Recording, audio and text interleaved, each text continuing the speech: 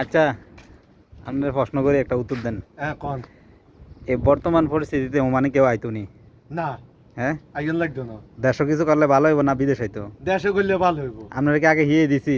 না মন থেকে কইতাছেন? হ্যাঁ আমার মন কি কি পরিস্থিতি বর্তমানে ওমানের? একেবারে খারাপ বাংলাদেশের জন্য খারাপ অবস্থা বেশি খারাপ না? খারাপ আর যেটি আইতো বিদেশ পাগল হয়ে রয়েছে, নতুন লেখাপড়া করে না, পরীক্ষা দেয় না, এগুলো পাগল এগুলো মাথায় ডিস্টার্ব আছে দেশ কিছু করতো।